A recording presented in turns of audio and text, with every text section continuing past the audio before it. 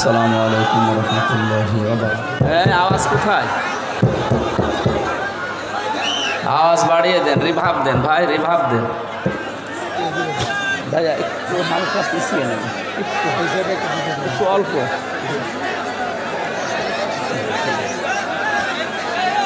এখানে সব বসিয়ে দেন তো ভাই, যারা দাঁড়িয়ে আছে বসিয়ে দেন।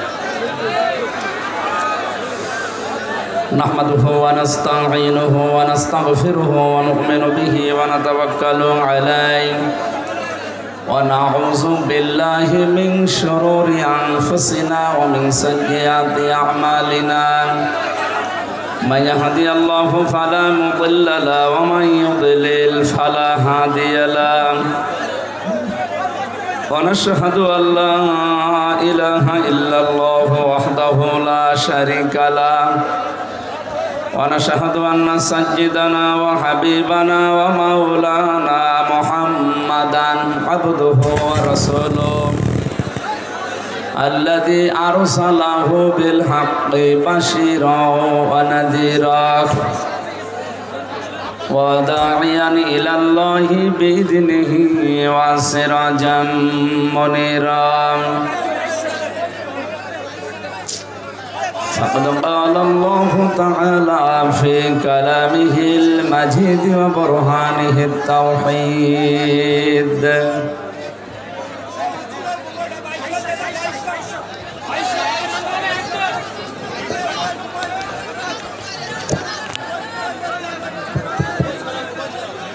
এটা নামিয়ে দেন তো, এটা নামিয়ে দেন, এটা পেছনে দিয়ে দেন, দেন।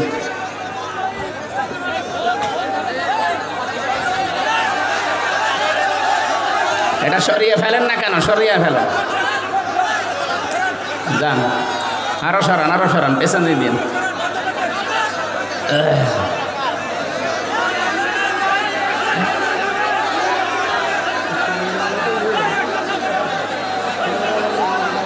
এবার কথা বন্ধ করা লাগবে ভাই, কথা বন্ধ করেন।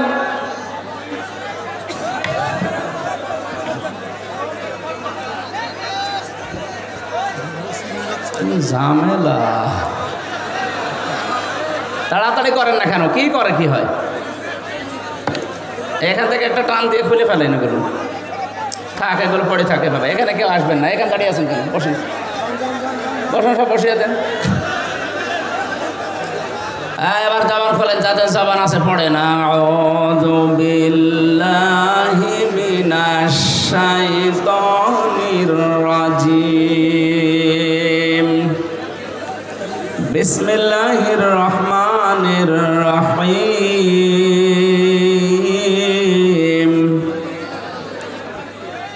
তাহিয়াতুহুম ইয়াওমা ইয়ালকাউনাহু সালাম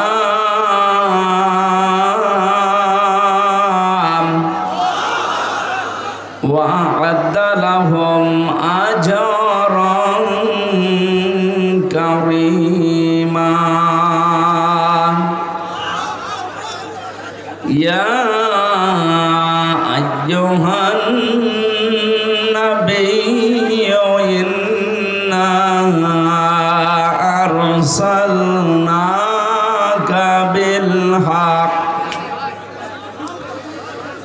ইন্না আরসালনাকা শাহিদাও ওয়া মুবাশশিরাও ওয়া নাযীরা। সাদাকতা ইয়া রাব্বানা। عن أبي هريرة رضي الله تعالى عنه قال قال النبي صلى الله عليه وسلم عليكم بالجهاد في سبيل الله فإنه باب من أبواب الجنة إلى آخر الحديث رواه ابن ماجه. وقال تعالى في شأن رسوله ما كان محمد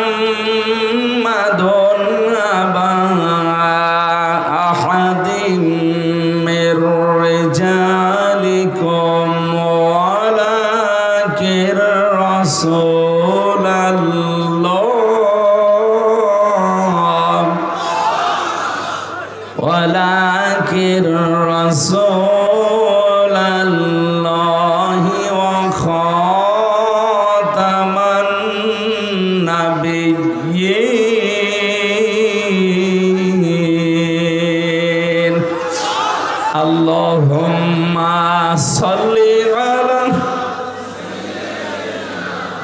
মাওলানা মুহাম্মদ ওয়ালা আলি সাইয়্যিদিনা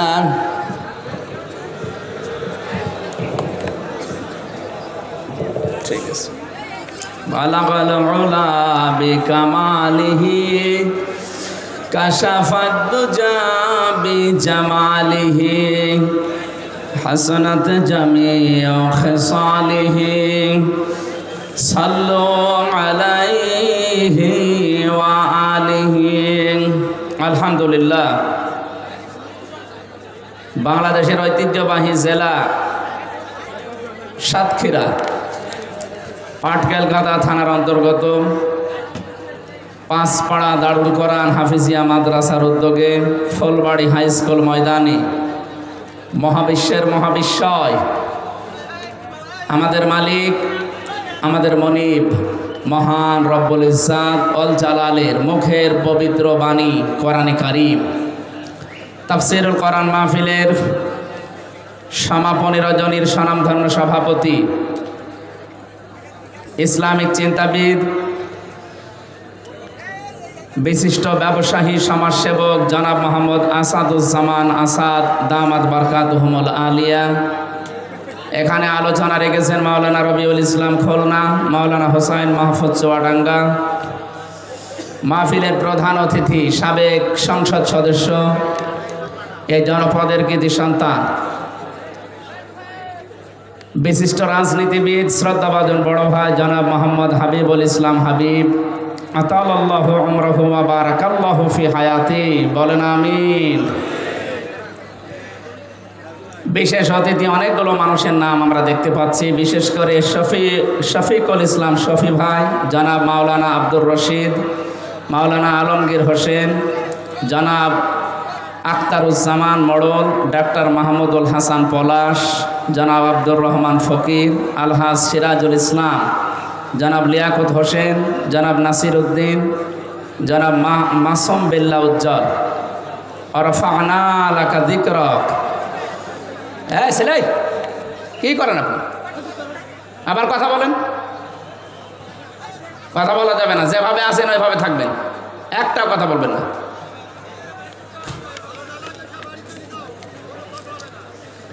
কোরআনে কারিমের এই অনুষ্ঠান, এটা ইবাদত চলছে। এখানে যতক্ষণ আছেন শ্বাস প্রশ্বাসে নিঃশ্বাসে নেকি হচ্ছে, যদি নেকি নাও হয় গোনা হচ্ছে না। এই জন্য আশা করছি আপনি পরিবেশ নষ্ট করে সব গোনা নিজের কাঁধে তুলে নেবেন না, একটু সাহায্য করেন আমাদেরকে। রফা'না লাকা যিকরাক, এই মানুষগুলোর সম্মান আছে, এই জন্য এখানে নাম পেয়েছেন, নয়তো এখানে নাম দিত না। আল্লাহ এই মানুষগুলোকে যে সম্মান দুনিয়ায় দিয়েছেন, শুধু দুনিয়া না, আমরা যেন মরণের পরেও এই সম্মান তারা টিকিয়ে রাখতে পারে। বলেন আমিন। গতকাল এখানে অনুষ্ঠান হয়েছে, এখানে আলোচক ছিলেন বিশিষ্ট আইনজীবী advocate Gazi Enamul Haque, Bangladesh supreme court Dhaka, মাওলানা মঈনুদ্দিন বুখারী। সঙ্গীত শিল্পী ছিলেন যশোরের কৃতি সন্তান জনাব অ্যাডভোকেট রোকনুজ্জামান ভাই। প্রধান অতিথি ছিলেন কেন্দ্রীয় সাংগঠনিক সেক্রেটারি বাংলাদেশ জামাত ইসলামী খুলনা অঞ্চল প্রধান, হাজারো আলেমের উস্তাদ মুহাদ্দিস আব্দুল খালেক, সাতক্ষীরার কৃতি সন্তান। আল্লাহ আলেমকে হায়াতে তাজ্জেবা সিহাতে কল্লিয়া যেন দান করেন। বলেন আমিন। সাতক্ষীরায় আসলে যার কথা মনে পড়ে দোয়া করছি, শ্রদ্ধাভাজন বড় ভাই মুহাদ্দিস আমিরুল ইসলাম বেলালী, আতালাল্লাহু উমরাহু ওয়া বারাকাল্লাহু ফি হায়াতি। বলেন আমিন। আপনারা জানেন শহীদ রাষ্ট্রপতি জিয়াউর রহমান আরাফাতের ময়দানে যে কাজটা করে দিয়েছিলেন, লক্ষ লক্ষ হাজিরা, শুধু বাংলাদেশের হাজিরা, বিশ্বের 257টা দেশ, যত দেশ থেকে মানুষ হজ করতে আসে ওই গাছের নিচে আশ্রয় নেওয়া লাগে। ও গাছটার নামই হয়ে গেছে জিয়া, সাজারাতুজ জিয়া বা জিয়া ট্রি বলে। আমি মেনারা মসজিদে নিজে খুতবা শুনেছিলাম 16 সালে। ইমাম সাহেব ওনার নাম ধরে দোয়া করছিলেন, যদিও ওনার ভাষা আরবি, আমি বাংলাটা বলছি যে আল্লাহ জিয়াউর রহমান জিয়া সাহেবকে তুমি মাফ করে দাও। আরাফাতের ময়দানে দোয়া এমনিতেই কবুল হয়, এটা গ্যারান্টি দিয়েছেন বিশ্বনবী মুহাম্মদ রাসূলুল্লাহ সাল্লাল্লাহু আলাইহি ওয়াসাল্লাম।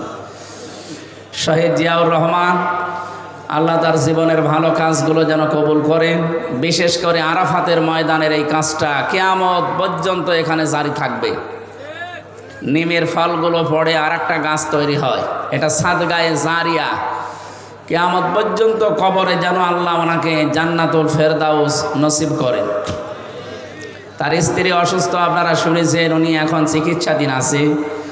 আল্লাহ রাব্বুল আলামিন সুস্থ করে দেশের মানুষ দেশে যেন ফেরত নিয়ে আসেন। আর একজন গেছে বাংলাদেশ জামাত ইসলামী কেন্দ্রীয় কমিটির শ্রদ্ধাভাজন আমির জামাত ডক্টর শফিকুর রহমান হাফিজাহুল্লাহ, উনি কাতারে আছেন, কুয়েতে। আল্লাহ রাব্বুল আলামিন তাকেও যেন সহি সালামতে দেশে ফিরিয়ে নিয়ে আসেন। আর একজন গিয়েছে আল্লাহর রাস্তায়, এ আর আসবে না, দিল্লি বসে আছে। অনেকে আশায় বুক বাঁধে মাঝে মাঝে, এই যে গোপালগঞ্জের কিছু মানুষ আছে, এরা আশায় বুক বাঁধে বেঁধে দেশে বিশৃঙ্খলা করে, তখন পেছনে লাল হয়ে যায়। প্রশাসন এমন লাল বানিয়েছে, ওই কয়েকদিন শুনলাম গোপালগঞ্জ থেকে ঢাকা গেলে বসে গেলে 300 টাকা, দাঁড়িয়ে গেলে 1000 টাকা। পৃথিবীর ইতিহাস হচ্ছে যারা পালিয়ে যায় তারা আর ফিরে আসে না, এইটাই ফাইনাল। 805 বছর আগে পালিয়েছে লক্ষণ সেন, আজও আসেনি, আর আসার সম্ভাবনাও নেই। কথা বলেন না কেন? আশরাফ ঘানি পালিয়েছে, এসেছে। বাশার আল আসাদ পালিয়েছে, এসেছে। পালিয়েছিল না শ্রীলঙ্কার একজন, সেও এখনো আসেনি, আসবেও না। আর ইনি যা গেছে, উনি বলছিল না যেন 70 বছর সাজা দিয়েছে, ওনার তো 700 বছর হওয়ার কথা। 700 না, 7000 বছর জেলখানায়। আমরা বহু মানুষকে দেখেছি, জিজ্ঞাসা করলাম, ভাই আপনার কয় বছর শাস্তি দিয়েছে? এই যে শাহজাহান জল্লাদ যে লোকটা ছিল, ও বলছে আমার 250 বছর। আমি আর একজনকে পেয়েছিলাম মকিম গাজী, এই লোকটারে বললাম কত বছর শাস্তি, ও বলছিল 167 বছর। তা আপনি বাঁচবেন, আর অলরেডি আপনার প্রায় 35-40 বছর চলছে জেলখানায়, তা আপনি আবার কবে বের হবেন? তার মানে ও যদি পোড়া জেল খেটে বের মরে যায়, কব্বরে যাওয়ার পরে আবার জিন্দা হবে, আবার জেলে যাবে, তারপরেও তার শাস্তি শেষ হবে না। এনার বিরুদ্ধে 275টার উপরে অলরেডি মামলা হয়ে গেছে, তাও সব মার্ডার মামলা।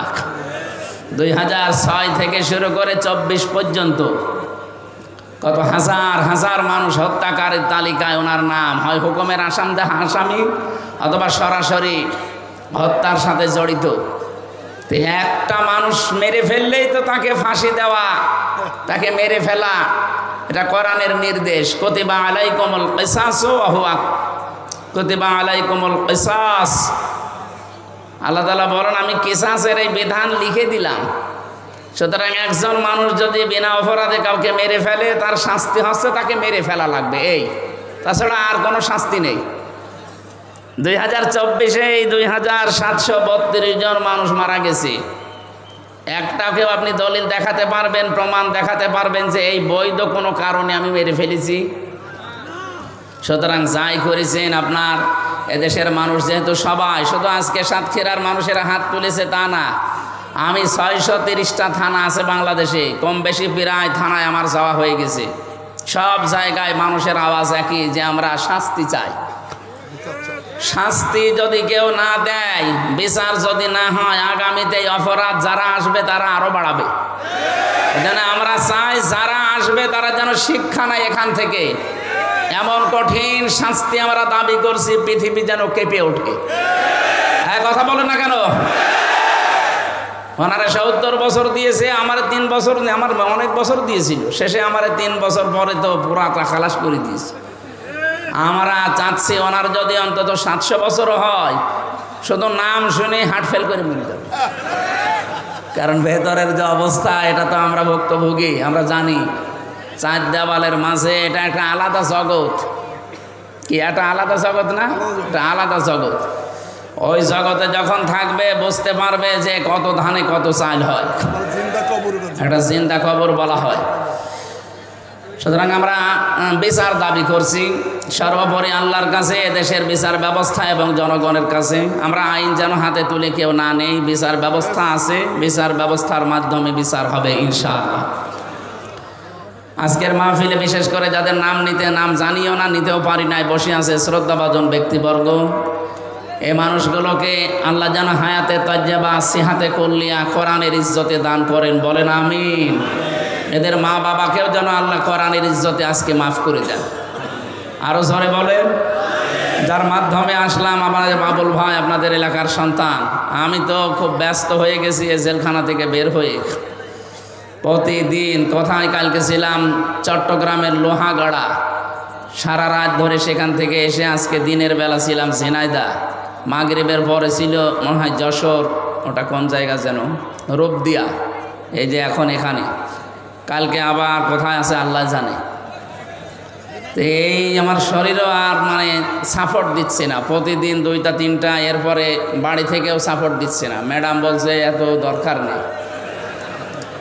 তারপরও সাতক্ষীরার আর যশোরের নাম শুনলে আমার আশা লাগে, কারণ এসব জেলায় আসলে মনে হয় যে আমি মায়ের কোলেই আছি। আমার বিভাগ এইটা খুলনা বিভাগ, বাংলাদেশের 8 বিভাগের ভেতরে এই বিভাগের প্রতি একটু মায়া বেশি, কারণ এখানে আমার জন্ম, যেহেতু জন্মগতভাবে এই মায়া মহাব্বত এখানে আল্লাহ তৈরি করে দিয়েছে। আমি দোয়া করছি খুলনা বিভাগের মাটির নিচে যারা ঘুমিয়ে আছে, বিশেষ করে যার নাম শুনলাম মঈনুদ্দিন নাকি জানো, মঈজউদ্দিন হামিদি, আমি নাম শুনেছি এর আগেও, আল্লাহ রাব্বুল আলামিন। এরপরে আহসানুল্লাহ খান বাহাদুর সাহেব, এই মানুষগুলোকে আল্লাহ কবরে যেন জান্নাতের সুউচ্চ মাকাম দান করেন, বলেন আমিন। এখানে যারা এসেছেন কষ্ট করে এত রাত পর্যন্ত, যদিও কথা বলা ঠিক না, আগামী থেকে আল্লামা সাইদি সাহেবের মতো ওই নিয়ম করে নেব ইনশাল্লাহ। এসার পরে উঠে পড়বো, রাত 9টা 9:30 অনুষ্ঠান শেষ। আমাদের তাহাজ্জুদও পড়া হবে, ফজরের নামাজ হবে, সকালে কর্মজীবনে যাওয়া যাবে। তাছাড়া এইভাবে রাত 12টা 1টা পর্যন্ত করে নামাজ কালামও ঝামেলা হয়ে যায়। আগামী থেকে নিয়মটা পালন করা যাবে না ইনশাল্লাহ। মাওলানা আমিরুল ইসলাম বেলালি, এই যে কলারোয়া ফুটবল ময়দানে মনে হয় সামনে বছর একটা দাওয়াত নিয়েছে, পুরা সাতক্ষীরা জেলায় ওইটা একটা, আর ওদিকে শ্যামনগরে একটা নিয়েছি। এই জেলায় এই 2টা করবো ইনশাল্লাহ। ওই এসার পরে তুলে দিতে বলেছি ভাইকে, আমরা যতক্ষণ চালাতে পারি, 1-1.5 ঘন্টার বেশি কথা বলবো না, কারণ মানুষের এই মেধায় কথা ধরার একটা লিমিট আছে। আমি বলেই গেলাম, আপনি শুনিয়েই গেলেন না। আমরা এমন কিছু বলতে চাই যেন বাড়ি নিয়ে যেতে পারেন। সুতরাং যারা এসেছেন আপনাদেরকে ওয়েলকাম জানাচ্ছি, এই কষ্ট স্বীকার করে বসে থাকার জন্যে। পর্দার আড়ালে আমি আসার সময় দেখেছি মা বোনেরা এর চাইতে অনেক বেশি সম্মানিতা, মা এবং বোনেরা, প্রাণ প্রিয় সাতক্ষীরাবাসী, জবান আল্লাহ যাদেরকে দিয়েছেন। জালেমরা যদিও আমাদের কণ্ঠনালী চেপে ধরে রেখেছিল, আমরা কথা বলতে পারতাম না, অন্তত এখন মুক্ত হয়েছি। খলাকাল ইনসান আল্লামাহুল বায়ান, আল্লাহ বলেন আমি মানুষ বানিয়েছি আর মানুষকে কথা বলা আমি শিখিয়েছি। এই যে কথা বলতে পারি, এক একটা কথা তৈরি হতে এই কণ্ঠের ভেতরে 27টা ধাক্কা লাগে। বিজ্ঞান এখন দেখাচ্ছে যে 27টা স্তর পার করার পরে একটা কথা তৈরি হয়। এ বিশাল নিয়ামত আল্লাহ যাদেরকে দিয়েছেন, কথা যারা বলতে পারেন, বলেন আলহামদুলিল্লাহ। আমার বাম পাশে বসে আছে হাজারো আলেমের উস্তাদ হাফেজ মাওলানা আলী আহমেদ দামাত বারকাতুহুমুল আলিয়া। প্রশাসনের অনেক ভাই দেখলাম রাস্তাঘাটে দায়িত্বে আছেন, যদিও প্রশাসনের ওপরে বাংলাদেশের মানুষ এখনো একটা খারাপ ধারণা নিয়ে আছে কিছু কোলাঙ্গার অফিসারের কারণে। মানে ভাই বলছিল না যে এগুলোর আসলে বসে আছে বিভিন্ন জায়গায়, এই মানুষগুলোকে বিচারের আওতায় আনা দরকার। কারণ জালেম একা জীবনও সাহস পেত না, জালেমকে যারা সহযোগিতা করেছে, যারা সাপোর্ট দিয়েছে, ওরাও জালেম। কিয়ামতের ময়দানে আল্লাহ নিজে মামলা দায়ের করবে জালেমের বিরুদ্ধে। আমাদের বিরুদ্ধে মামলা দিয়েছিল সরাসরি রাষ্ট্র, হাসিনা, আমাদের 2 জনেরই বাদী হাসিনা, কিন্তু আল্লাহ কিয়ামতে বাদী হবে হাসিনার। এটা আমি বানিয়ে বললাম।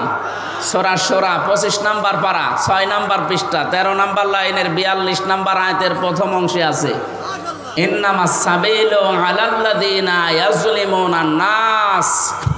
আল্লাহ বলেন অবশ্যই আমি নিজে মামলা দেব, কেস করব তাদের বিরুদ্ধে যারা মানুষ হয়ে মানুষের উপরে জুলুম করে। এই 15.5 বছরে যে জুলুম নির্যাতন হয়েছে মানুষের উপরে, এটা কি বলা লাগবে? এই যে সাক্ষী দেখতে পাচ্ছেন না, আমরা একেবারে চাক্ষুষ সাক্ষী। আমরা ভিকটিম নিজেরা। এই সাতক্ষীরা বাংলাদেশের সবচাইতে বড় নির্যাতিত জেলা। এরপরে বাংলার জমিনে সাতক্ষীরার পরে চাঁপাইনবাবগঞ্জ। এদের বাড়ি ঘরগুলো বুলডোজার দিয়ে ভেঙে দিয়েছে। পৃথিবীর মানুষেরা যখন দেখতাম, আমি বাইরের দেশে বহুদিন ছিলাম, ওই সমস্ত জায়গায় দেখতাম মানুষ এই সাতক্ষীরা চাঁপাইনবাবগঞ্জের এই দৃশ্যগুলো দেখতো আর কান্নাকাটি করত যে এ কি মানুষের উপরে এরকম কাজ করা যায়। অথচ জালেমরা এই কাজগুলো করতো আর রাতের বেলা তারা অট্ট হাসিতে ফেটে পড়তো। কারণ এখানে ইসলামী মাইন্ডের মানুষগুলো বেশি বাস করে এই সাতক্ষীরা জেলায়। সুতরাং আপনারা যে জুলুম অত্যাচার নির্যাতনের শিকার হয়েছেন, আপনারা যদি মামলা নাও দেন, আপনাদের পক্ষ হয়ে আমার আল্লাহ নিজে মামলা দেবে। এই দেশে 1628টা চেয়ার ছিল এই দেশে, মেন চেয়ার, এই চেয়ার না, আসল চেয়ার যেগুলো 1628টা। এখানে যারা ছিল কম বেশি সবাই জালেম আর জালেমের দোসর। কে কথা বলো না কেন? বলেন তো, জালেম হলে তার বিরুদ্ধে মামলা দেবে কে? মামলার বাদী যত বড় হয় কেস তত কঠিন হয়। আমাদের মামলার বাদী তো রাষ্ট্র, এই জন্য কেস ওই রকম কঠিন হয়েছিল। যদি কোনো সলিমদ্দি কলিমদ্দি মামলার বাদী হয়তো আমার 3 দিনের বেশি রাখতে পারতো না। আমি আকিস গ্রুপের খতিব ছিলাম। কয় টাকা লাগবে আপনার? কিন্তু এমন মানুষ মামলা দিয়েছে, অত টাকা পয়সা আগে পাচার করা শেষ, টাকা নিয়ে কি করবে? আমার দেশ পত্রিকা রিপোর্ট দিয়েছে না, যাওয়ার সময় শুধু 14টা ব্রিফকেস নিয়ে গেছে, সব মাটি ভরাট করা ছিল। হ্যাঁ, পাইলটকে বলেছে ব্রিফকেসগুলো উঠেছে, বলছে হ্যাঁ চলো, আর কারোর সাথে কোনো কথা বলেনি। এমনকি কাওয়া কাকুকেও বলে যায়নি। আমারও যদি বলে যেত, কল দিয়েছে হামজা চলে গেলাম, 3 বছর জেল খাটালাম, মাফ করে দিও, তাও বলে না, পালিয়ে চলে গেল। এই জন্য আশায় কেউ যেন বুক বেঁধে দেশে বিশৃঙ্খলা তৈরি করেন না। কারো উস্কানিতে পা দেওয়া যাবে না। জালেম যারা হয় তারা যদি চেয়ার পায় তাহলে 2টা কাজ করে। সূরা নমলের ভেতরে আছে, 19 নম্বর পারা 18 নম্বর পৃষ্ঠা 9 নম্বর লাইনে 34 নম্বর আয়াতের প্রথম অংশে আছে, মাঝের অংশে আছে, ইন্নাল মুলুকা ইযা দাখালু ক্বরিয়াতান আফসাদুহা ওয়া জাআলু আ'iজ্জাতা আহলিহা আদিল্লা ইলা আখির আয়াত। রব্বুল আলামিন বলেন, কোন জালেম যখন কোন এলাকায় বসে দখল করে, ওই জায়গায় প্রথমে 2টা কাজ জারি করে। 1 নম্বরে ওই জায়গাগুলোতে সে বিশৃঙ্খলা তৈরি করে দেয়, ঘোলা পানিতে মাছ শিকার করার জন্যে। এটা জালেমের প্রথম কাজ। এই 15.5 বছরে এইটাই করেছিল। একটা কিছু করেছে, আপনি সেটা ধরবে জনগণ, তারপরে দেখবেন পাশে আবার আরেকটা তৈরি হয়ে গেছে। ওটা ধরতে ধরতে ওইটা ধরবে, আর একটা তৈরি করে দেয়। নিজেরাই এই বিশৃঙ্খলাগুলো তৈরি করত। এই 15.5 বছরে বহু বিশৃঙ্খলা এই রাষ্ট্রে তৈরি করেছে ওরা নিজেরা। সবচাইতে বেশি সংখ্যালঘু নির্যাতন হয়েছে এই 15.5 বছরে। কথা বলেন না কেন? আপনি জিজ্ঞাসা করে দেখেন, যারা এই দেশে অন্য ধর্মের লোক আছে, তারা এখন নিজেরা বলছে বাংলাদেশে আমরা আগস্টের 5 তারিখের পর থেকে সবচাইতে বেশি নিরাপদে আছে। তার মানে এই 15.5 বছর ওরা জুলুম নির্যাতন অত্যাচারের শিকার ওরাও ছিল। তার প্রমাণ এই যে বিশ্বজিৎ, একে মুসলমান না হিন্দু, একে যে কুপিয়ে মারছিল সেই লোকটা আমার সাথে জেলে ছিল। শাওন, এই পাশে বাড়ি, খুলনা। এখানে এই যে কপিলমণি নাকি বাড়ি আছে, এখানে বাড়ি। আমাদের রাইটার ছিল, মাঝে মাঝে এসে দেখতাম আফসোস করতো যে না, কাজটা আমার ঠিক হয়নি। ছেলেটা বারবার আমাদেরকে বলছিল যে আমি কিসের জামাত, কিসের শিবির, আমি মুসলমানই না। যদি বিশ্বাস না হয় আপনি অন্তত জিনিসপত্র দেখেন। তারপরও আমরা মানি না, ওরে একেবারে জায়গায় শেষ করে দিয়েছি। কিন্তু আমার জীবনের আফসোস, এখন আমার মা বাবা আমার খোঁজ নেয় না। আমার যাদের মন রক্ষার্থে এই কাজ করলাম, তারাও এখন আমার খোঁজ নেয় না। আমি ফাঁসির আসামি ছিলাম, এখন আমার এই যে যাবজ্জীবন 30 বছর জেল খাটা লাগবে। অন্তত কাজকর্ম করে দিচ্ছে, এই জন্যে 22 বছর অন্তত জেলে থাকাই লাগবে। তা আমার জীবনে আর কি থাকবে? তা আমার এই জন্যে কথাটা তুললাম যে আমরা অনেকে উস্কানিতে পা দিয়ে এরকম বিশৃঙ্খলা তৈরি করছি। 4 দেওয়ালের মাঝে যদি একবার চলে যান না, কোনো বাপ আপনাকে বাঁচাবে না। 2 নম্বরে জালেমের কাজ, আজালু ইজ্জাতা আহলিহা আযিল্লাহ। ওই দেশে যারা সম্মানিত মানুষ, সে তাদেরকে অপমান করে, অপদস্থ করে। এই যে প্রমাণ, সম্মানিত মানুষ না এটা। 2.5 লাখ 3 লাখ মানুষের দায়িত্ব পালন করেছে, তাও কয়েকবার। এই সম্মানিত মানুষদেরকে ধরে ধরে তারা অপমান অপদস্থ করত। আমার যাই হোক, আমি ছোট হই বড় হই, আমার নামের আগে একটা আলেম লেখা আছে না? আলেম হোক, মুফতি হোক, মুহাদ্দিস হোক, মুফাসসির হোক, একটা লেখা আছে না? আমি নিজেও হাফেজ, পড়া কোরআন শরীফ আমার বুকের ভেতরে। আর ওরা এমন আচরণ করতো জেলখানায় এবং রিমান্ডে, আমার মনে হয় শয়তানের সাথে এরকম খারাপ আচরণ মানুষ করে না। সুতরাং সম্মানিত মানুষদেরকে যারা অসম্মান করে, অমর্যাদা করে, তাদের সম্মান নষ্ট করার চেষ্টা করে, এরা আল্লাহর ভাষায় জালেম। এরা কি? এদের বিরুদ্ধে মামলা কার? আপনি কি টের পাচ্ছেন কি বলছি আমি? আল্লাহর মামলার আসামি এই জালেমরা। সুতরাং যারা আল্লাহর মামলার আসামি, তারা যেন আমাদের এই দেশে আর ফিরে না আসে। কথা বলেন না কেন? যদি এখনো পর্যন্ত তিনি ওখানে বসে উল্টাপাল্টা কাজ চালাচ্ছে, বিভিন্ন জিনিস দিয়ে চালিয়েছে, একটাও হালে পানি নেয়নি। এখন শুরু করছে অমুসলিম, বিশেষ করে হিন্দুদেরকে দিয়ে।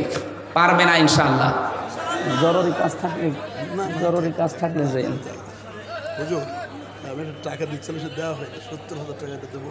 এখানে মাহফিলে আমাদের প্রধান অতিথি আজকে হাবিবুল ইসলাম, হাবিব ভাই 70,000 টাকা দান করেছে। বলেন মারহাবা। আল্লাহ যেন ওনার মা বাবাকে টাকার ওসিলায় মাফ করেন, এবং ওনার যে উদ্দেশ্য 50,000 20 পরে দেব। এখানে 50 দিয়েছে, কমিটি কই? কমিটির কাছে দিয়ে দেন, আরো 20 পরে দিয়ে যাবে ইনশাল্লাহ। আল্লাহ রাব্বুল আলামিন তার এই টাকাকে ইসলামের জন্য, কোরআনের এই প্রচারের জন্য কবুল করেন, আমিন। সম্মানিত ভাইরা, আমি যেটা বোঝাচ্ছিলাম, আমরা যেহেতু অন্তত কথা বলতে এখন পারি, জবান আল্লাহ আমাদেরকে দিয়েছেন। আর একবার বলছি আলহামদুলিল্লাহ। দরুদ পড়ছি, সালাম পাঠাচ্ছি আমাদের নবী, মানবতার মহান শিক্ষক মুহাম্মদুর রাসূলুল্লাহ সাল্লাল্লাহু আলাইহি ওয়াসাল্লামের প্রতি। আমরা আজকে তেলাওয়াত করেছি সূরা আহজাব 44-45, 2টা আয়াত পড়েছি আমরা। তাফসীরুল কোরআন মাহফিল লেখা দেখলাম। আমাকে আল্লাহ যতটুকু জ্ঞান দিয়েছেন তার আলোকে তাফসীর আকারে কথা বলতে চাচ্ছি। আপনারা সময় দেবেন না ইনশাআল্লাহ? পড়েন, এবার জবান খুলে পড়েন। আউযু বিল্লাহি মিনাশ শাইতানির রাজিম। বিসমিল্লাহির রহমানির রহিম। ইয়া আইয়ুহান নাবিয়্যু ইন্না আরসালনাকা বিল শাহিদাও ওয়া মুবাশশিরাও ওয়া নাযীরা ওয়াদা'iয়ান ইলাল্লাহি বিইযনিহি ওয়া সিরাজাম মুনীরা। সাদাকাল্লাহুল আযীম। 73টা আয়াত আছে, আমরা মাত্র 2টা আয়াত পড়লাম, 45-46। সূরা আহজাব। আহজাব মানে দল সমূহ। হিজবুন 1 বছর, আহজাব বহু বছর। দলের কথা আল্লাহ কোরআনে দিয়েছেন, এই জন্যে বহু মানুষ মনে করে এ দল, এ কথা বলার দরকার কি? ইয়াকদুমু কওমাহু ইয়াউমাল কিয়ামাতি ফাআওরাদাহুমুন নার ওয়া বিসাল বিরদুল মাওরুদ। সূরা হুদ 12 নম্বর পারা, 12 নম্বর পৃষ্ঠার 1ম নম্বর লাইনের 98 নম্বর আয়াত। এই যে হাফেজ আমার পাশে বসে আছে, যে কোনো তাফসীর আপনি দেখবেন, এই আয়াতের বাংলা অর্থ হচ্ছে এটা। কোন নেতা যদি জাহান্নামে যায়, ওই নেতার যারা অনুসারী তারাও তার সাথে জাহান্নামে যাবে। এই জন্য দল এটা কিন্তু গুরুত্বপূর্ণ একটা বিষয় আমাদের জীবনে, যেন আমরা ঠিক করে নেই। বলেন আমিন। বিশ্ব নবীকে ওই জামানায় এ কোরআনে কারিম প্রচার করার অপরাধে কাফের মুশরিক যারা ছিল তারা 5টা নাম দিত নবীজিকে। 5টা নামে তারা গালিগালাজ করতো, ডাক দিত ওই জামানায়। 1 নম্বরে এই নবীকে তারা মিথ্যাবাদী বলেছিল, বলেন নাউজুবিল্লাহ। 2 নম্বরে তারা বলেছিল পাগল। 3 নম্বরে তারা বলেছে নবী কবি। 4 নম্বরে তারা বলেছে নবী গণক। 5 নম্বরে তারা নাম দিয়েছে বিশ্ব নবী জাদুকর। জোরে বলেন নাউজুবিল্লাহ। এই 5টা নাম দেওয়ার পরে পরে আমার আল্লাহ জবাব দিয়েছেন 5টা গুণ দিয়ে। এই 5টা গুণই আয়াতের ভেতরে আছে। আমরা যারা নবীর উম্মত দাবি করছি, আমাদেরকে নবীর এই 5টা গুণ জীবদ্দশায় অর্জন করা মাস্ট বি দরকার। আল্লাহ আমাকে সহ যারা এসেছি অল্প সময়ের ভেতরে এই 5টা গুণ শুনে বাস্তবে মেনে চলার তৌফিক দেন, বলেন আমিন। আল্লাহ ডাক দিয়েছেন প্রথমেই জবাব দিতে, ইয়া আইয়ুহান নাবিয়্যু ইন্না আরসালনাকা। হে নবী, এদিকে তাকান। কোরআন শরীফের ভেতরে নবীজি মুহাম্মদ রাসূলুল্লাহকে কোনোদিন ছাত্রের মতো আল্লাহ ডাক দেননি। অন্যান্য নবীদেরকে আল্লাহ ডাক দিয়েছেন ছাত্রকে যেভাবে শিক্ষক ডাকে ওইভাবে। এখানে যদি কেউ ক্লাস নেয়, আমার বিশ্ববিদ্যালয়ের স্যার যদি এখানে ক্লাস নিতেন, সামনে আমরা 80 জন ছেলে মেয়ে বসে আছি, উনি যা ইচ্ছা যার নাম ধরে ডাকা দরকার ডাকতে পারতেন না। এই হামজা, এই হাবিব, এই বাশার, ঠিক এইভাবে করে বলতেন সামনে আসো। পড়া 2,24,000 নবীর কথা আমরা শুনি। 27 জন নবীর নামে কোরআনে কারিমে আল্লাহ দিয়েছেন 25 জন, আর 2 জনের নাম উজ্জ্ব আছে। এতগুলো নবীকে আল্লাহ শুধুমাত্র ছাত্রের মতো ডাক দিয়েছেন, ইয়া ইব্রাহিম, ইয়া মূসা, ইয়া ঈসা। কিন্তু আমাদের নবীকে আল্লাহ যখনই ডাক দিয়েছেন সঙ্গে সঙ্গে আল্লাহ রিসালাতের ঘোষণা দিয়ে তার সম্মানটা বাড়িয়ে দিয়েছেন। আমরা যেটা কিছুক্ষণ আগে পড়ছিলাম না, যে মা কানা মুহাম্মাদুন আবা আহাদিম মির রিজালিকুম ওয়ালাকির রাসূলুল্লাহি ওয়া খাতামান নাবিয়্যিন। শুধু মোহাম্মদ আয়াতে বলে আল্লাহ শেষ করে দেননি, 2টা গুণ দিয়েছেন, একটা রসুল আর একটা নবী, শেষ নবী। বড় কোরআনের ভেতরে আমি মাত্র 4 জায়গায় নবীর নাম পেয়েছি মোহাম্মদ, কিন্তু সঙ্গে সঙ্গে পেয়েছি রিসালাতের ঘোষণা। সূরা ফাতিহের ভেতরে আছে মুহাম্মাদুর রাসূলুল্লাহ। সূরা মুহাম্মাদের ভেতরে আছে নুজ্জিলা আলা মুহাম্মাদি ওয়া হুয়াল হাক্কু মির রাব্বিহিম। সূরা আলে ইমরানের ভেতরে আছে ওমা মুহাম্মাদুন ইল্লা রাসূল। পুরা কোরআনে 4 জায়গায় আপনি শুনলেন, কোন জায়গায় শুধু মুহাম্মদ শোনেননি, শুধু ইব্রাহিম, শুধু মূসা। এভাবে যেখানেই আল্লাহ নাম নিলেন সঙ্গে সঙ্গে রিসালাতের ঘোষণাটা দিয়ে তার সম্মান যা ছিল আরো বাড়িয়ে দিলেন। এখানে আল্লাহ নবীকে ডাক দিয়েছেন ইয়া আইয়ুহান নবী। আইয়ুহান এই শব্দটা ব্যবহার করা হয় সম্মানিত কোনো জায়গায়। এই জন্যে দেখবেন পুরা কোরআন শরীফে 89 জায়গায় আছে ইয়া আইয়ুহাল্লাযীনা আমানু। বলেন আল্লাহু আকবার। আমি বোঝাচ্ছিলাম এখানে ইয়া আইয়ু এই শব্দটা হারিয়ে গেছে। মোসাম্মদ সালিমা খাতুন স্টেজের পেছনে আছে, ওনার বাবা আছে এখানে। যদি মেয়েটাকে কেউ পেয়ে থাকেন এখানে দিয়ে যান। অবশ্যই এই লক্ষ লক্ষ মানুষের ভেতরে খুঁজে আনা দুষ্কর। তারপরেও যদি কেউ পান, সালিমা খাতুন, মনে হয় বাচ্চা হবে না, ছোট বাচ্চা হবে, ওর বাবা এখানে আছে স্টেজের পেছনে, এখানে দিয়ে যাবেন। সাতক্ষীরাবাসী আমরা যেটা কথা বলতে চাচ্ছিলাম, বিশ্বনবীকে আল্লাহ সম্মানসূচক শব্দ দিয়ে ডাক দিয়ে 5টা গুণ বর্ণনা দিলেন। প্রথম নাম্বারে বলেন ইন্না, অবশ্যই আমি, আরসালনাকা, আমি আল্লাহ অবশ্যই আপনাকে আবার পাঠিয়েছি। 2 বার আল্লাহ নিজের নাম দিলেন, ইন্না এর ভেতরে, আরসালনা এর ভেতরে, 2টাই আল্লাহ নিজেকে বুঝিয়েছেন। আল্লাহ বলেন অবশ্যই আমি আপনাকে পাঠিয়েছি শাহিদান, আপনি সাক্ষী। এবার আসেন তো এই শব্দটার ব্যাখ্যা যায়। বহু মানুষ বহুভাবে এই শব্দের ব্যাখ্যা বহমান কাল থেকে করে আসতেছে, আপনি নতুনভাবে শুনবেন আজকে। আমি বাংলাদেশের সাথে শাহিদান শব্দটা মিলাবো ইনশাআল্লাহ। আল্লাহর নবীকে আল্লাহ শাহিদান বললেন যে আপনি সাক্ষী। তামাম পৃথিবীতে বিশ্ব নবীকে আল্লাহ সাক্ষী করে পাঠিয়েছেন তার উম্মতের জন্যে, বিশেষ করে আমরা যারা। আর কিয়ামতের ওই কঠিন ময়দানে আল্লাহ যখন বিচার আরম্ভ করবেন, আমাদেরকে আল্লাহ অন্য নবীর উম্মতের জন্য সাক্ষী বানাবেন। জোরে বলেন সুবহানাল্লাহ। এবার এখানে শিক্ষা কি? নবীজি যেহেতু আমাদের ওপরে সাক্ষী হবেন, এজন্যে সাক্ষী হওয়ার অনেকগুলো গুণ লাগে। তার 1 নম্বরে সাক্ষী দিতে হলে সত্যবাদী হওয়া লাগে। কথা বলেন না কেন? নবীজি সত্যবাদী, এর ভেতরে কোনো সন্দেহ আছে? ওই জামানায় নবীজিকে সাদেক বলে ডাকতো মানুষ, সত্যবাদী। তার 1 নম্বরে গুণ তার আছে। 2 নম্বরে সাক্ষী দিতে হলে উপস্থিত থাকা লাগে, দেখা লাগে। এবার আপনি বলেন তো, বিশ্ব নবী মুহাম্মদুর রাসূলুল্লাহ সাল্লাল্লাহু আলাইহি ওয়াসাল্লাম আমাদের যে কর্মকাণ্ড এখন আমরা করছি, এগুলো দেখতেছেন?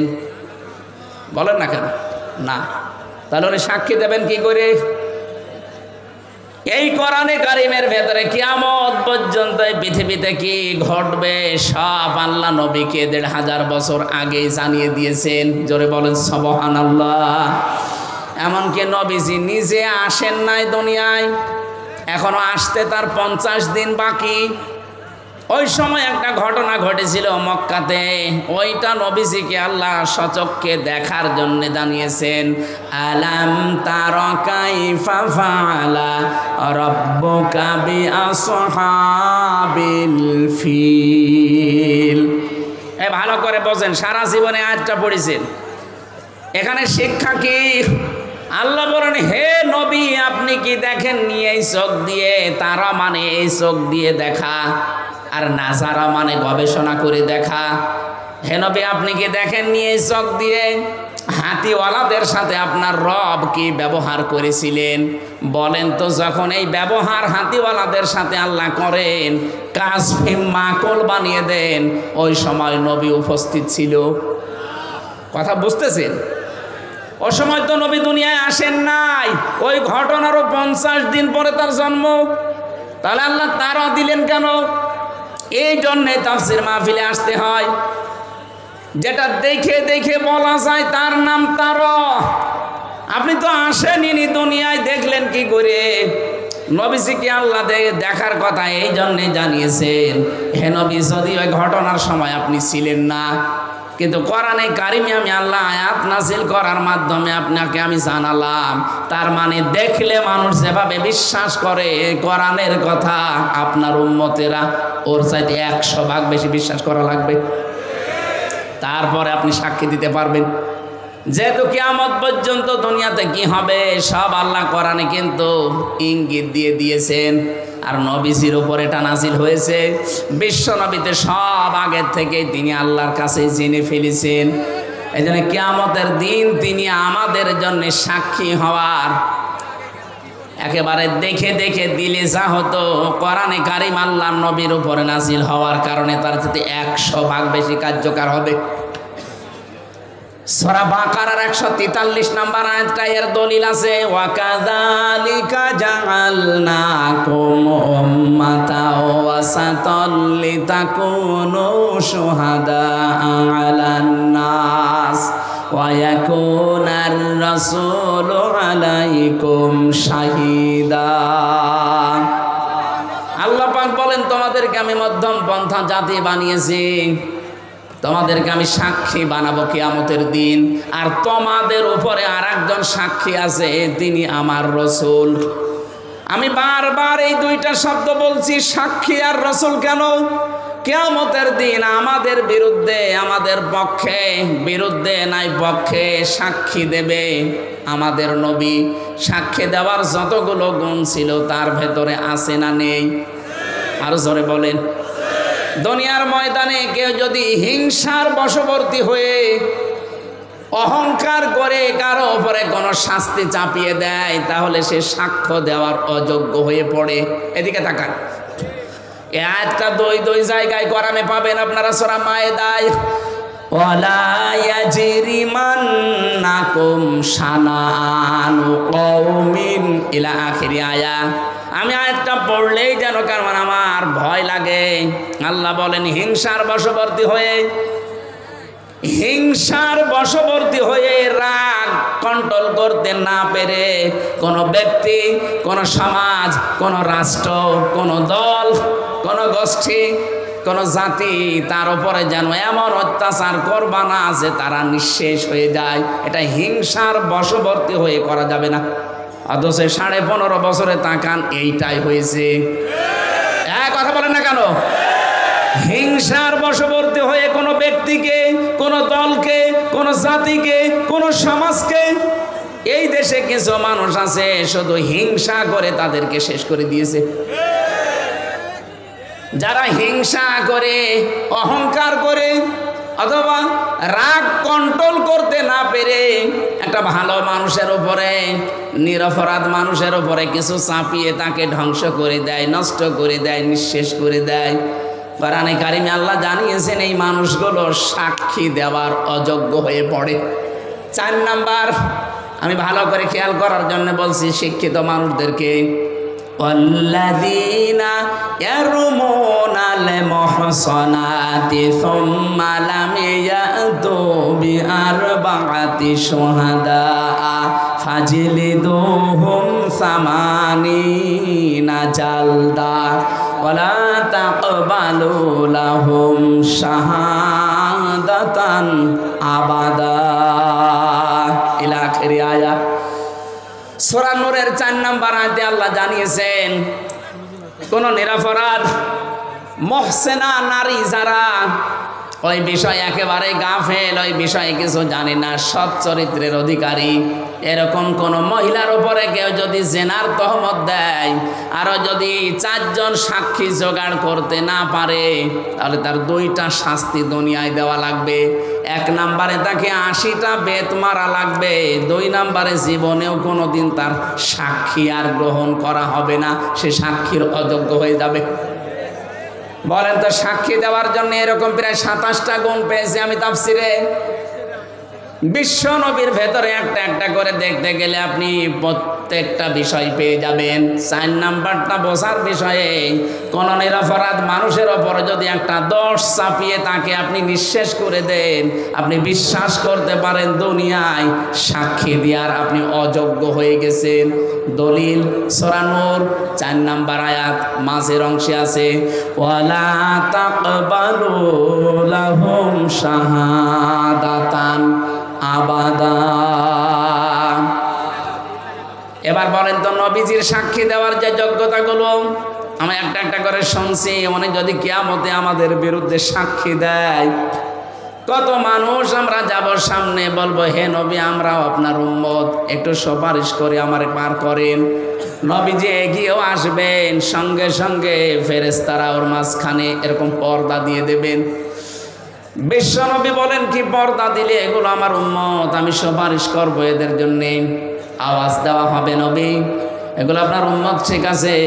আপনি দুনিয়া থেকে বিদায় নেওয়ার পর আপনার রেখে আসা ইসলাম, আপনার আদর্শ এরা উলট পালট করে ফেলেছিল। আর যেটা সবচাইতে বেশি হচ্ছে বাংলাদেশে, এক কথা বলছে না কেন? আপনি দেখবেন মিলিয়ে আসল ইসলাম নবীজি যেটা রেখে গেলেন ওইটা এখন আর খবর নেই, সব বানানো ইসলাম চলছে। তাও তো আমাদের খুলনা বিভাগ আমরা অনেক বেঁচে আছি। এটা চট্টগ্রাম আর সিলেটে যান, ওরা নতুন নতুন সব ইবাদত বানিয়ে বানিয়ে মানুষকে বিভ্রান্ত করছে। এই যে সাতক্ষীরার নলতাতে শুনলাম, আমি জেলখানায় থাকতে শুনেছিলাম যে আপনারা আল্লাহর ওলি নিয়ে এসেছেন তাহিরি সাহেবকে। কি বলে বলেন তো? যেই কয়টা কথা বলে সবই দেখবেন সব বানানো। আল্লাহর নামে জিকির করাবে করাক, জিকিরের পাশাপাশি এমন এমন শব্দ জুড়ে দেয়, কেল্লা বাবা, ফতে বাবা, খাজা বাবা, এই কথা বলছে না কেন? স্পষ্ট ভাষায় বলছে, যারা আল্লাহর নামের সাথে অন্য কোনো নাম জুড়ে জিকির করে ওদের শাস্তি আল্লাহ ডবল দেবে। এখানে যেহেতু সব ধরনের মানুষ আছেন, সূরা ফুরকান 19 নম্বর পারা 4 নম্বর পৃষ্ঠার 13 নম্বর লাইনের 68 নম্বর আয়াতের প্রথম অংশে আছে, আল্লাযীনা লা ইয়াদউনা মা'আল্লাহি ইলাহান আখার। রহমানের বান্দা যারা, তাদের 12টা গুণ হবে দুনিয়ায়, তার ভেতরে এই গুণটা থাকবে যে তারা আল্লাহর সাথে অন্য কাউকে আর ডাকবে না। তাহলে তাহেরি ভাই যা করছে, আল্লাহর সাথে যেহেতু অন্য নামগুলো জুড়ে জুড়ে জিকির করে, এটা কোরআনের বিরুদ্ধে। কিয়ামতে তার শাস্তি আল্লাহ বলেন আমি ডবল দেব। বলেন নাউজুবিল্লাহ। সুতরাং আজকে উনি দলিল দিক, এখানে আলেম তো আছে, আমি তো দলিল দিলাম, উনি দলিল খণ্ডন করুক। যতদিন বেঁচে আছেন আল্লাহর নামের পাশাপাশি আর কাউকে জিকির হিসাবে ডাকা যাবে না। কথা বলেন, সে কেল্লা বাবা হোক, ফতে বাবা হোক, আর সে বাবাই হোক, জিকির হবে শুধুমাত্র কার নামে?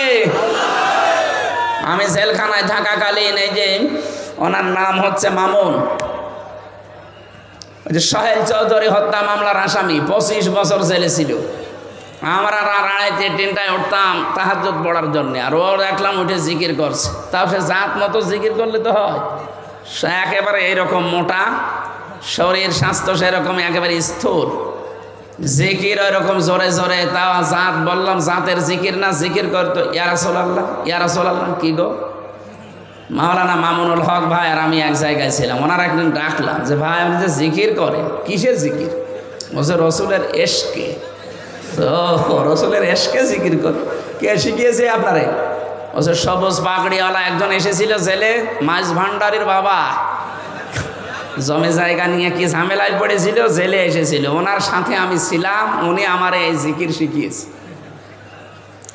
বলেন তো কিসের জিকির আপনি করেন? ওনারে বললাম যে ভাই এটা জিকির না, জিকির হবে শুধুমাত্র আল্লাহর নামে, রাসূলুল্লাহর নামে কোনো জিকির নেই। রাসূলুল্লাহর নামে দরুদ আছে। লোকটা পরিবর্তন হয়ে গিয়েছিল, পরবর্তীতে বের হয়ে এখন কোথায় আছে জানি না।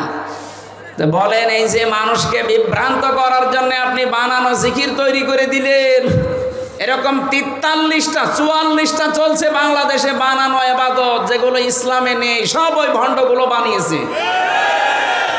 আমরা যেহেতু সাতক্ষীরা, যশোর, কুষ্টিয়া, খুলনা এই বিভাগের মানুষ, সিদ্ধান্ত দিয়ে যাবেন আজকে যে আল্লাহর সাথে অন্য কাউকে আমি ডাকবো না। বলেন বলেন, আলিল্লাহিল আসমাউল হুসনা ফাদউহু বিহা ওয়া দারুল্লাযিনা ইলহিদুনা ফি আসমাই। সূরা আরাফ 181 নম্বর আয়াত, 9 নম্বর পারা 13 নম্বর পৃষ্ঠা 4 নম্বর লাইনে আছে, প্রথম অংশে আছে। আল্লাহ বলেন আমার অনেক সুন্দর সুন্দর নাম আছে, যে নামে পারো ডাকো, কিন্তু সাবধান, আমার নাম যারা পরিবর্তন করে দেয়, কেল্লা বাবা, ফতে বাবা, কোন নামের ভেতরে আছে বলেন? ওনার যে 99টা নাম আপনি জানেন, বা 5000 নাম আছে, ওনার একটা নামের ভেতরে কেল্লা বাবা আছে, ফতে বাবা আছে, ন্যাংটা বাবা আছে, খাসা বাবা।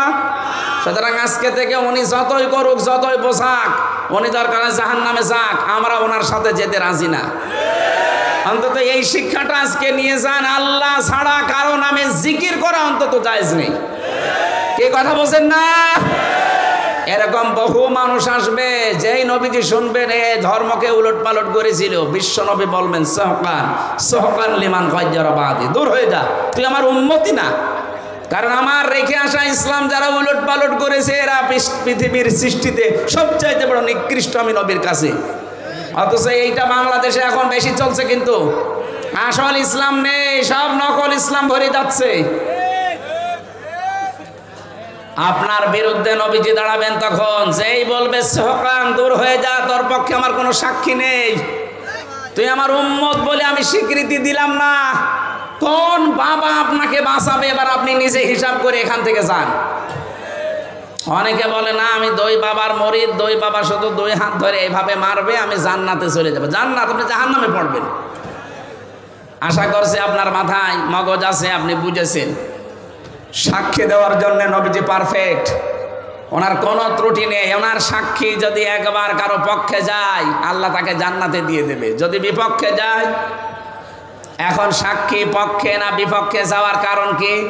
সূরা তহার ভেতরে আছে 109 নম্বর আয়াত, 16 নম্বর পারা, 18 নম্বর পৃষ্ঠা, 10 নম্বর লাইনে আছে, ইয়াউমাইযিল লা তানফাউশ শাফাআতু ইল্লা মান আযিনা লাহুর রাহমানু ওয়া রাদিয়া লাহু কওলা। রব্বুল আলামিন বলেন, সেই দিন নবীজি যদি সুপারিশ করে কারোর জন্যে, দুইটা গুণ তার ভেতরে থাকা লাগবে। সাতক্ষীরাবাসী ছেলে হোক মেয়ে হোক, আপনি দেখেন তো আপনার ভেতরে এটা আছে কিনা। ইল্লা মান আযিনা লাহুর রহমান, প্রথমে রহমান এজেন্ট দেওয়া লাগবে, অনুমতি দেওয়া লাগবে। রাদিয়া লাহু কওলা, 2 নম্বরে বিশ্ব নবী মুহাম্মদুর রাসূলুল্লাহ সাল্লাল্লাহু আলাইহি সাল্লাম যদি আপনার জন্য সুপারিশ করে, আপনার কথাবার্তার উপরে আল্লাহর রাজি থাকা লাগবে। বলেন সুবহানাল্লাহ। শর্ত দুইটা কত কঠিন আপনি টের পেয়েছেন। যারা এখানে শুনতেছেন খেয়াল করে শোনেন। আপনার জন্যে আমার জন্যে নবীজি যদি কিয়ামতে আল্লাহর দরবারে দাঁড়ায় সাক্ষী দিতে পক্ষে, তাহলে এই দুইটা থাকবে। 1 নম্বরে আমি যা কথাবার্তা বলি, এই কথার উপরে আল্লাহর রাজি থাকা লাগবে। এমনকি আমার প্র্যাকটিক্যাল লাইফ যেটা আমি গঠন করেছি, এই জীবনের উপরেও আল্লাহর রাজি থাকা লাগবে। এবার আপনি বলেন তো আপনার অবস্থান কোন জায়গায়? আপনি দিনের ভেতরে 100টা কথা বলে 98টা মিথ্যা কথা বলেন। আপনার যে 70-80 বছরের বিশাল জীবন, আপনি একটু পেছনে ফিরে তাকান তো আপনার এই জীবনের উপরে আল্লাহ রাজি আছে কিনা। যারা হজ করতে যায়, যে হাজী সাহেব 6ষ্ঠ চক্করে মানুষ কাবা শরীফ তাওয়াফ করার সময় একটা কথা বলা লাগে, আমি নিজেও বলেছিলাম, আল্লাহুম্মা ইন্না আলাইয়া হুকুকান ফীমা বাইনি ওয়া বাইনিকা। কাবা শরীফ সামনে নিয়ে বলা হচ্ছে, রব্বুল আলামিন, আমি তোমার গোলাম, তুমি আমার মালিক। আমি গোলাম হিসাবে যা পাওয়ার সবই তুমি আমাকে দিয়েছো। তুমি আমাকে নেই থেকে হামজা বানিয়েছো। আমি তো বীর্য ছিলাম, উল্লেখ করার মতো আমি কিছু ছিলাম না। সেখান থেকে তুমি আজকে হাবিব বানিয়ে এখানে বসিয়ে রেখেছো। এ জায়গায় আমার বসার কথা না। ওই সময় যদি মায়ের পেট থেকে আমাকে আকর্ষণ করে তুমি শেষ করে দিতে, দুনিয়ায় আমার কিছু বলারই ছিল না। অন্তত আমার মা বাবাকেও কিছু বলার ছিল না। আমি তো শেষই হয়ে গিয়েছিলাম। আমার নামও ছিল না। আমার নাম যে হামজা, আমার নাম যে হাবিব, এ নাম ছিল। আল্লাহ ওই জায়গায় একটা আঘাত দিয়েছেন আমাদেরকে। হাল আতা আলাল ইনসানি হিনুম মিনাদ দাহরি লাম ইয়াকুন শাইআম মাযকুরা। মানুষের জীবনে কি এমন সময় অতিবাহিত হয়নি যখন সে উল্লেখ করার মতো কোনো বিষয়বস্তু ছিল না? আমি আল্লাহ নিজে ওকে বীর্য থেকে আস্তে আস্তে 40 দিন 40 দিন 40 দিন এভাবে পাল্টাতে থাকলাম। এরপরে 6 মাসের পরে ওর খোদার উদ্রেক দেখা দিল। মায়ের মাসিক অসুখ বন্ধ করে দিয়ে নাভির সাথে নাভির তার জুড়ে আমি খাবার খাওয়ালাম। তারপরও মুখ দিয়ে ওই নাপাক রক্তটা আমি দেইনি। আমি এই কারণে দিলাম না যেন দুনিয়ায় যে কোনো হারাম জিনিস, নাপাক জিনিস মুখে না নেয়। মায়ের পেটে আল্লাহ মুখটা পবিত্র করে রেখে দিলেন। অথচ এখানে কত নাফরমান আমরা আছি, এই মুখ দিয়ে যত হারাম খাবার ঢোকাই। কথা বলেন না কেন? পায়খানা যেরকম হারাম, এ মুখ দিয়ে ঢোকানো। ঠিক আপনি ঘুষের টাকা, সুদের টাকা, মানুষকে ফাঁকি দিয়ে ওই টাকা নিয়ে এসে ইলিশ মাছ খাওয়া, ওই রকম হারাম। কথা বলেন না কেন? বহু মা বোনেরা এসেছেন, আমি 1 মিনিট একটা কথা বলছি। সম্মানিতা মা বোন যারা এসেছেন, আপনি আজকে থেকেই শক্ত হবেন।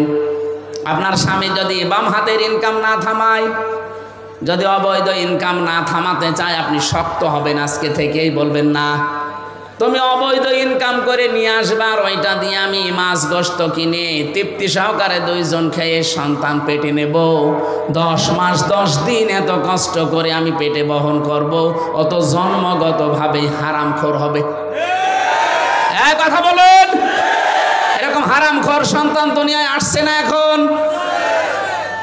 মেয়েরা, এই জন্য আপনি শক্ত হবেন, স্বামীকে বলবেন না এই সন্তানটা দুনিয়ায় জন্ম দিতে আমার 57 ইউনিট কষ্ট সহ্য করা লাগে, অথচ একটা পুরুষ মানুষ সর্বোচ্চ 45 ইউনিট কষ্ট পেলে মরে যায়। এরপরে আর কষ্ট সহ্য করার মতো শরীর এ পৃথিবীতে পুরুষের নেই। অথচ আমার মা আমার এই মুখটা দুনিয়ায় দেখাতে গিয়ে 57 ইউনিট কষ্ট সহ্য করেছে। এত বড় বিশাল কষ্ট সহ্য করে তার মুখ আমি দুনিয়াকে দেখাবো, এরকম একটা জন্মগতভাবে হারাম জিনিস আমি পেটে রাখতে চাই না। যদি এরকম হারাম ইনকাম বন্ধ না করো, তোমার সংসারে আমার থাকা হবে না, আমার বাদ দিয়ে দাও, আমি অন্য জায়গায় সংসার করব। আপনি শক্ত হন, দেখেন প্রতিটি স্বামী বাধ্য ভালো হতে। হয়তো সবাই না হলে 100 জনের প্রায় 80 জন পুরুষ মানুষ ভালো হয়ে যাবে, কারণ ওই শক্তি আল্লাহ আপনার ভেতরে দিয়েছেন, আমি জানি। কথা বলছেন আমার? তেল তেল করে তুমি আমাকে এ পর্যন্ত বানালে, আমি দুনিয়াতে আসার আগেই তুমি আমার খাবারটা গরম করে মায়ের বুকের ওপরে রেডি করে রাখলে। ওয়ালাকাদ কাররামনা বানি আদম।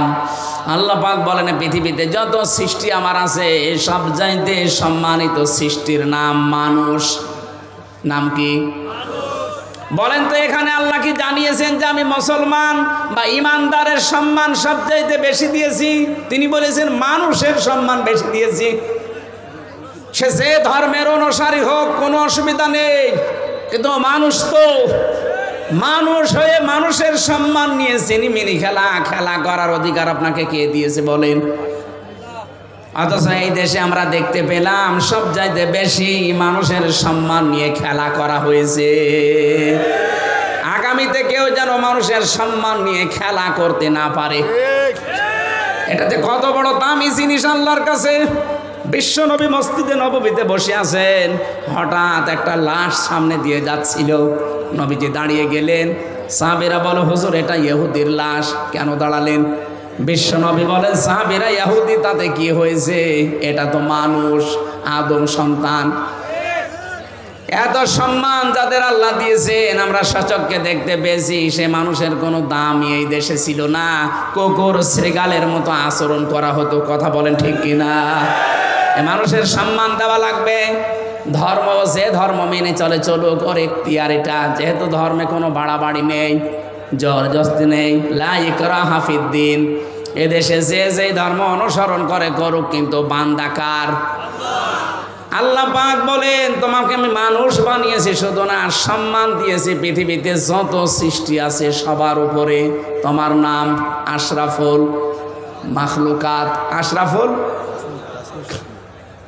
আমার ভাইরা, আমি যে কথা বোঝাচ্ছিলাম, নেই থেকে শুরু করে আল্লাহ যে আমাকে পর্যন্ত আনলেন, এটা কাবার সামনে নিয়ে ষষ্ঠ চক্করে বলা হয় আল্লাহকে, রব্বুল আলামিন তুমি তো আমাকে নেই থেকে হামজা বানালে, যা দরকার সবই দিলে, কিন্তু তুমি আমার মালিক, তোমাকে দেওয়ার মতো তো আমার কিছুই নেই। আমি আজ পর্যন্ত তোমাকে কিছুই দিতে পারিনি।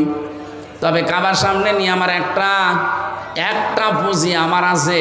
আল্লাহ পুঁজি হচ্ছে তুমি আমার নিজ গুণে মাফ করে দাও।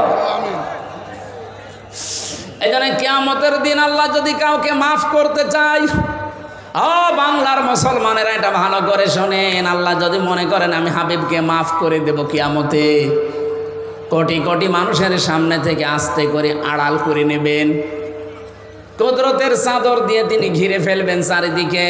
আল্লাহ নিজে ওনার সামনে দাঁড়িয়ে বলবে, হাবিব এই কাজগুলো করেছিলি। যেহেতু উনি জানবে যে সব আল্লাহর নখদর্পণে আছে, আলিমুম বিদাতিস সুদূর, আমার আল্লাহ উনি মনের খবরও জানে। মাথাটা নিচু করে, তাফসিরে এভাবে লেখা আছে যে মাথাটা আস্তে করে নিচু করে চোখের পানি ফেলে অসহায়ের মতো বলবে, আল্লাহ আমার কিছুই করার নেই, আমারে মাফ করে দাও। সঙ্গে সঙ্গে আল্লাহ বলেন আমার কুদরতের জোয়ার আসবে, আমার সাগরে জোয়ার আসবে কুদরতের, আমার রহমতের জরিয়ার ভেতরে জোশ পয়দা হবে। ওর শুধু মুখের দিকে কাকতি মিনতির দিকে তাকিয়ে আমি বলবো যা, গোপনে করে মাফ করে দিলাম, কাউকে বলবি না, আস্তে করে তুই আমার বানানো জান্নাতে চলে যা। এরকম একটা জীবন আমাদের সবাইকে যেন আল্লাহ দান করেন, গোপনে বলেন আমিন। قل يا عبادي الذين أسرفوا على أنفسهم لا تقنطوا من رحمة الله إن الله يغفر الذنوب جميعا إنه هو الغفور الرحيم। আল্লাহ ডাক দিয়েছেন, হে আমার বান্দা বান্দিরা, নফসের উপরে জুলুম করে জীবনটা যারা নষ্ট করে ফেলেছো আর আশার দুয়ার খুঁজে পাও না, নিরাশ হয়ে যেও না, আসো আমি আল্লাহর রহমত অনেক বড়, যত গুনাহ করেছো তার চাইতে আমি আল্লাহর রহমত অনেক বেশি। আমি ইচ্ছা করলে তোর জীবনের সব অপরাধগুলো মাফ করে নেকি দিয়ে পাল্টিয়ে দিতে পারি। জোরে বলেন সুবহানাল্লাহ। আজকের এই ময়দানে এরকম একটা মন নিয়ে যারা এসেছেন যে আল্লাহ আর যাই হোক আমি আজকে ভালো হয়ে যাব, আমি আজকে তাওবা করে সত্যি ভালো হয়ে যাব, আল্লাহ পাক কোরআনে কারিমে আমাদের আশার বাণী দিয়েছেন, ফাউলাইকা ইউবাদদিলুল্লাহু সাইয়্যাতিহিম হাসানাত। সত্যি যদি এই বিশ্বাস নিয়ে এই মন নিয়ে কেউ এসে থাকে, ওর জীবনের অপরাধগুলো তাওবার মাধ্যমে সব মাফ করে জায়গাটা পুরা নেকি দিয়ে ভরাট করে দেব। আল্লাহ যেন আমাদেরকে আয়াতগুলো আজ বাস্তবে দান করেন, বলেন আমিন। সাক্ষী হওয়ার জন্য নবী যেহেতু সাক্ষী, জন্য এদিক ওদিকে যাওয়া যাবে না, কাজটা ঠিক করে নিন আপনি আসলে সুপারিশ পাওয়ার যোগ্য কিনা। 2 নম্বরে আমাদেরকে আল্লাহ সাক্ষী বানাবেন অন্যান্য নবীদের উম্মতের উপরে। তাহলে সাক্ষী হওয়ার জন্য যে গুণগুলো দরকার, একটা গুণ তো আমাদের ভেতরে নেই। আমরা না আছি সত্যবাদিতার তালিকায়, কথা বলে না কেন? না আছি আমরা দেখে দেখে সাক্ষী দিতে পারবো, কারণ দেখে সাক্ষী দিতে হলে কোরআন আপনাকে জানা লাগবে। কিয়ামতের ময়দানে নূহ নবীর উম্মতকে আল্লাহ যখন হাজির করবেন, তারা তো বলবে যে না, কিসের সাক্ষী আপনি, আমাদের জামানায় তো ছিলেন না। তখন বলা লাগবে না, আমরা ছিলাম না তাতে কি, এমন একটা কিতাব আমরা পেয়েছি যেটা সত্যই সত্য। ওয়ালাকাদ আরসালনা নূহান ইলা কওমিহি আন আনযির কওমাকা ফালাবিসা ফীহিম আলফা সানাতিন 50 আমা। আমরা আমাদের কোরআনের উপরে পড়েছি যে 950 বছর নূহ নবী তোমাদেরকে দাওয়াত দিয়েছে, একটা দাওয়াতও কবুল করনি। 950 বছরে মাত্র 80 জন নবীজির পেছনে দাঁড়িয়ে আছে, নূহুর পেছনে, এইগুলোই, বাকি একটাও তোমরা মানোনি। ওরা তখন আশ্চর্য হয়ে বলবে আবার কেমন সাক্ষী, হাজার হাজার বছর পরে যারা দুনিয়ায় গেল, অথচ আমাদের পক্ষে একেবারে দেখে দেখে সাক্ষী দিচ্ছে। এইটা জানার মাধ্যমে কিয়ামতে আমরাও সাক্ষী হতে পারবো। আমার মনে হয় এখন আমি আর চালাতে পারছি না, 11:30 বাজে, কুষ্টিয়া যেতে যেতে রাত 4টা-5টা বেজে যাবে, রাস্তা যে ভাঙ্গা। আগামীতে আবার আসলে কথা বলবো 9টা, 8টা, 8:30টায় উঠে এরপরে যতক্ষণ চালাতে পারি চালাবো। আমরা এখন অনেকে এখন ব্যস্ত, চলে যাব বাড়িতে। আল্লাহুম্মা আমিন। লা ইলাহা ইল্লা আনতা সুবহানাকা ইন্নী কুনতু মিনাজ জালিমিন। গভীর রজনী, এখন রাত 11:30 পার হয়ে যাচ্ছে। রব্বুল আলামিন পুরা 5টা তাফসীর আকারে বলতে গেলে বহু সময় দরকার।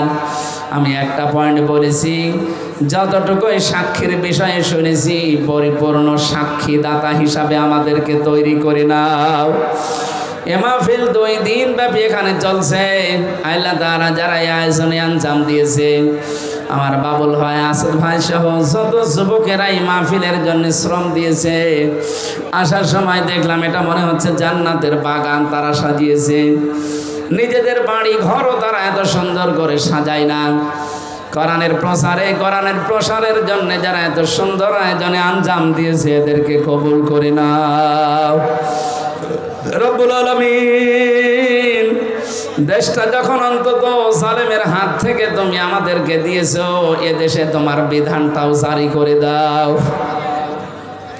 চর্মচকে যেন দেখে যেতে পারি 56,000 বর্গ মাইল তোমার কালাম দিয়ে চলছে। আল্লাহ তাআলা আজকের মাহফিলের প্রধান অতিথি আমাদের অভিভাবক শ্রদ্ধাভাজন বড় ভাই সাবেক এমপি জনাব হাবিবুল ইসলাম হাবিব। রব্বুল আলামিন তার জীবনের ভালো কাজগুলো কবুল করো, অন্যায় কাজগুলো মাফ করে দাও, তার মা বাবাকেও ক্ষমা করে দাও। এখানে যত অতিথি বসে আছে আল্লাহ এদের সম্মান মর্যাদা শুধু দুনিয়া না উভয় জগতে তুমি বাড়িয়ে দাও। গতকাল এখানে যারা কথা বলেছিলেন তাদের কথাগুলো আমল করার তৌফিক আমাদের দান করো। মাহফিলের ময়দানে কষ্ট করে যারা এখানে এসেছে দূর দূরান্ত থেকে, আল্লাহ কাউকে খালি হাতে ফেরত দিও না। আমার যে দুইটা হাত তুমি মেহেরবানি করে পরিপূর্ণ করে দাও। এলাকায় মাটির নিচে যারা ঘুমিয়ে আছে কোরআনের ইজ্জতে মাফ করে দাও। আগামীতে এই অনুষ্ঠানটা বিশাল আকারে কোরআনের প্রসারে তুমি মঞ্জুর করো আল্লাহ। যত মানুষ আমার সাথে অসুস্থ আছে শেফায়ে কামেলা আজেলা নসিব করো। আল্লাহুম্মা গফিরলি ওয়ারহামনি ওয়াহদিনি ওয়াফিনি ওয়ারযুকনি ইয়া রাব্বাল আলামিন। লা ইলাহা ইল্লা আনতা সুবহানাকা ইন্নী কুনতু মিনাজ জালিমিন। মরণ আসলেই যেন আমাদের এই মুখে জারি হয়ে যায় লা ইলাহা ইল্লাল্লাহু মুহাম্মাদুর রাসূলুল্লাহ। আসসালামু আলাইকুম। আস্তে আস্তে চলে যান ভাই, অনেক মানুষ রাস্তায়, আস্তে আস্তে যান।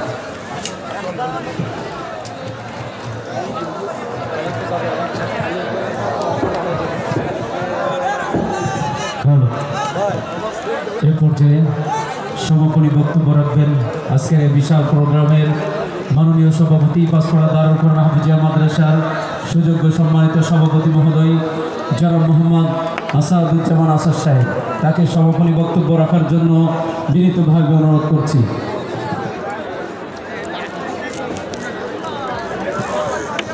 আসসালামু আলাইকুম রহমতুল্লাহি ওয়া বারাকাতুহু। পাঁচপাড়া দারুল কোরআন হাফিজিয়া মাদ্রাসা কর্তৃক আয়োজিত আজকে মাহফিল 2025-এর সমাপ্ত ঘোষণা করছি। আসসালামু আলাইকুম।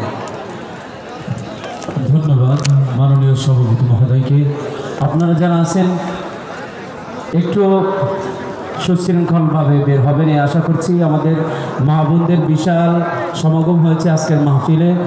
মা বোনদেরকে আপনারা শৃঙ্খলার সাথে যেন ওনারা বের হতে পারেন, নিরাপত্তার সাথে যেতে পারেন, এদিকে খেয়াল করবেন। ইউটিউবার ভাইরা একটু ধৈর্য ধরেন, একটু ধৈর্য ধরেন, এখন টানাটানি করেন না, একটু ধৈর্য ধরুন।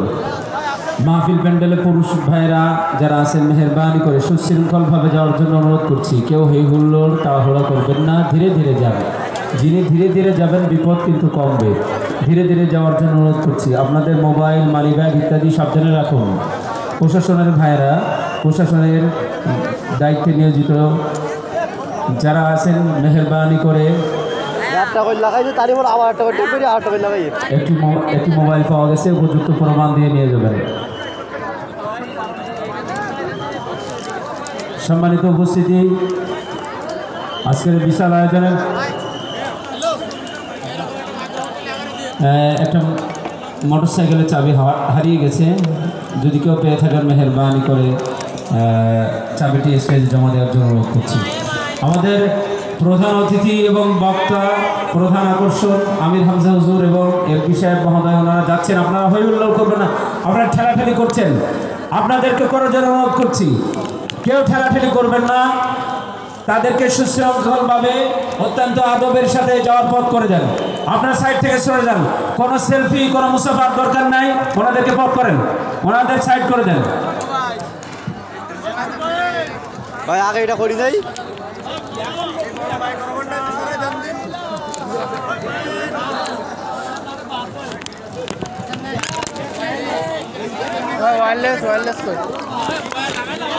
আমাদের প্রধান আকর্ষণ জনাব মুফতি আমির হামজা হুজুর আমাদের যে নির্ধারিত স্থান আছে বিশ্রামের ওখানে যাবেন। আমাদের এই যে পথটা ক্লিয়ার করেন, মিউজিক লাইট যে পথ দিয়ে চলছে মেহেরবানি করে ভাই, আপনি যদি আমির হামজা হুজুরের মহব্বতের মানুষ হন তাকে কষ্ট দিবেন না। আমির হামজা হুজুরের মহব্বতের মানুষ হলে তাকে কষ্ট দিবেন না। মেহেরবানি করে কেউ তার পাশে যাওয়ার চেষ্টা করবেন না, অত মহব্বত দেখানোর দরকার নেই আপনার। তাকে কষ্ট দিয়ে কিসের মহব্বত আপনার, কিসের মুসাফা, এসব করবেন না, দূরে থাকুন, তার থেকে দূরে থাকুন। উনি অসুস্থ, সবসময় সফর করছেন, মেহেরবানি করে তাকে যেন কোনো রকম ডিস্টার্ব না করেন আপনারা, এই জন্য অনুরোধ করছি। বলছি একটি মোটরসাইকেলের চাবি হারিয়ে গেছে, আপনারা যদি কেউ পান স্টেজে জমা দিবেন। 30, 31 জানুয়ারি ও 1 ফেব্রুয়ারি বৃহস্পতিবার, শুক্রবার ও শনিবার জাতীয়